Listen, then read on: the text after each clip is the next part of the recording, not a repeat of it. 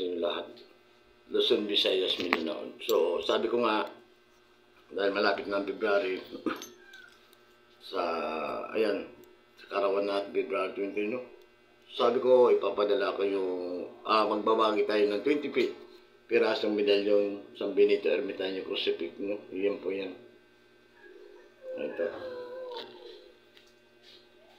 So dito, sabi ko nga, kailangan nyo lang bayaran yung shipping fee. Kasi, last Christmas, nakapagbagi tayo ng 15 medalyon ng libre, no? Sagot pa natin yung shipping fee. So kasama po dun sa mga raffle, no? So ngayon, dahil marami nag-aangad ng mga medalyon bilang protection, kagaya po nito, malaki pong may tutulong po nito, no? So, meron po itong tinatawag na konsagrasyon at pagbinyag. So, napakalaga po yan sa isang kagamitan na medalyon. Kasi iba po yung pagdidibusyon sa konsagrasyon at pagbinyag para magkaroon ng maayos na bisa, ang bisa ng medalyon. So, ito ay gawa lang po ng tao. So, mas mainam pa rin yung pananalig at prayer. Pananalig natin siya mga may likha.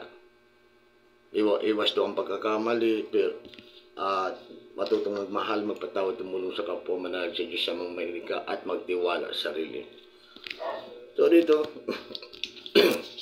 sa 20 piraso na ibinabagin natin na ganito, so 6 na lang natira, no? So dito po, hindi po ako pumipilit kasi napapamahal. Alam niyo kung bakit po?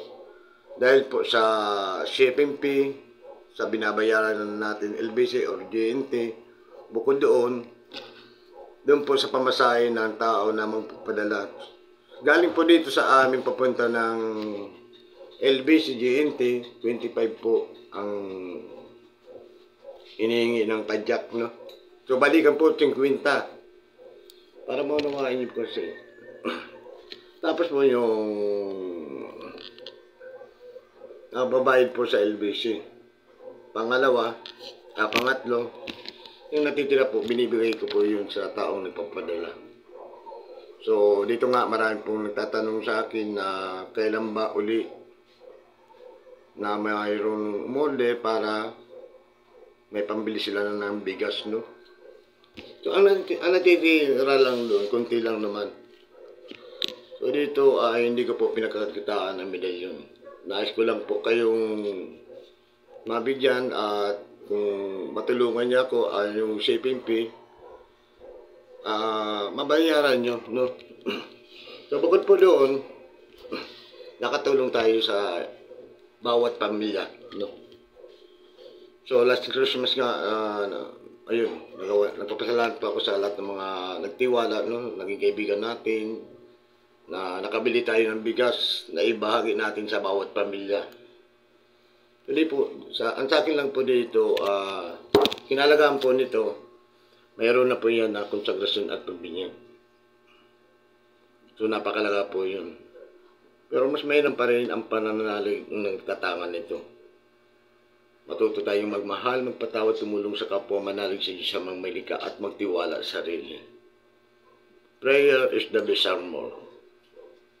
Ang medalyon ay gawa lang ng isang tao, pero napakalaga po nito bilang proteksyon sa mundo ng spiritual. So ito yung tinatawag na San Benito Ermitaño. So, aminin ko po, mura lang ito sa, kaya nga binibigay ko lang. Mura lang ito kung kumpara niyo po dito. Kung nandito lang kayo, ayun. So, sa mga taong hindi makaunawa ang akin nandito, huwag na po kayong kumuha, no? Marami po sa mga tindahan ng mga medalyon na ganito. Ang akin lang dito, bukod sa meron pong konsagrasyon, mas mainam pa rin na manalig tayo sa Diyos ang may likha ng direkta, no? So, malaki lang may tutulong nito sa mundo ng espiritual bilang proteksyon sa kulang barang masamang espiritu, sumpa, gayuma, minamalas sa buhay. At higit sa lahat,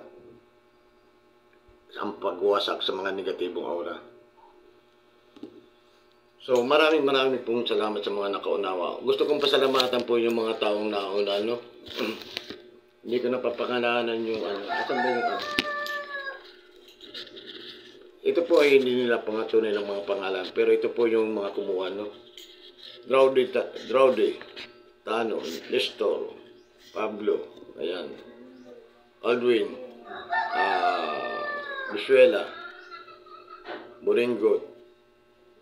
So, marami pa pong iba. Ang akin lang dito, yung medalyon kasi po napakalaga. Mayroon po yan na bas-bas ng isang pari, bas-bas ng isang kagaya natin na isang instrumento. Sa pagdidibosyon kasi kapag walang konsagrasyon at pagbinyag sa mga medalyon nyo, hindi po basta gagana ang mga bisa ng medalyon. Lalong-lalo na sa gamutan. Kailangan po yan na konsagrasyonan, kabasbasan sa pare, pastor, at ugaliin natin ang magsimba sa araw ng linggo, no? Makinig ng balita tungkol sa hatid ng pare.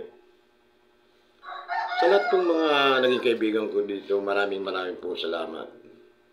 So God bless and good morning. Happy Saturday po sa ating lahat. So abangan niyo po yung ginagawa ko po ito dahil mayroon kayong protection sa mundo ng spiritual. Palakasin natin, pananalin natin sa Diyos ang may likha. So maraming pong salamat. So ito lang yung binabasbasan sa simbahan. Huwag niyo pong ituloy na anting-anting. Dahil ang anting-anting nasa puso at isipan ng isang tao at nasa pananalig ng isang tao na nagtatangan ng isang medalyon. Wala po yan sa medalyon, kundi nasa aura ng isang pagkatao. So maraming pong salamat.